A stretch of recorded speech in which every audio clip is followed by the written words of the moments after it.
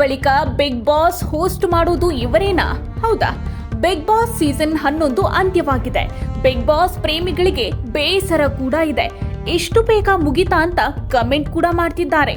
ಇನ್ನು big boss ನಲ್ಲಿ ವೀಕ್ಷಕರು ಹೆಚ್ಚಾಗಿ ವೀಕೆಂಡ್ ಪಂಚಾಯಿತಿಗೆ ಕಾಯ್ತಿರ್ತಾರೆ. ಅದರಲ್ಲೂ ಕಿಚ್ಚ ಸುದೀಪ್ ನಿರೂಪಣೆಗೆ ಅದೆಷ್ಟು ಫ್ಯಾನ್ಸ್ ಮಾರು ಹೋಗಿದ್ದಾರೆ. ಆದರೆ ಈ ಸೀಸನ್ ಕೊನೆಯ ಸೀಸನ್ ಅಂತ ಸುದೀಪ್ ಅವರು ಅನೌನ್ಸ್ ಕೂಡ ಮಾಡಿದ್ದಾಗಿದೆ. ಹಾಗಾದ್ರೆ ಕಿಚ್ಚ ಸುದೀಪ್ ಅವರ ಬಳಿಕ ಯಾರು ನಿರೂಪಣೆ ಮಾಡ್ತಾರೆ ಅನ್ನೋದು ವೀಕ್ಷಕರಲ್ಲಿ ಇರೋ ಕುತೂಹಲ. ಇದೀಗ ಸೋಷಿಯಲ್ ಮೀಡಿಯಾದಲ್ಲಿ ಈ ಬಗ್ಗೆ ಸಖತ್ ಚರ್ಚೆಗಳು ಆಗುತ್ತಿವೆ.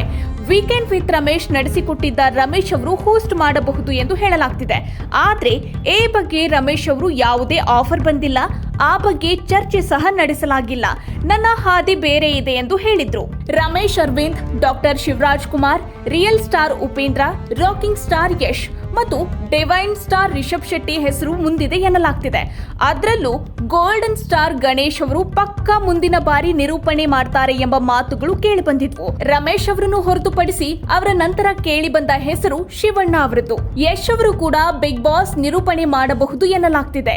ಆದ್ರೆ ಸದ್ಯ ನಟ ಟಾಕ್ಸಿಕ್ ಸಿನಿಮಾದಲ್ಲಿ ಬ್ಯುಸಿ ಆಗಿದ್ದಾರೆ. ಹೀಗಾಗಿ ರಿಷಬ್ ಶೆಟ್ಟಿ ಅವರಿಗೆ ಬಿಗ್ ಬಾಸ್ ಅದಾಗಲೇ ಆಫರ್ ನೀಡಿದೆ ಎನ್ನಲಾಗ್ತಿದೆ.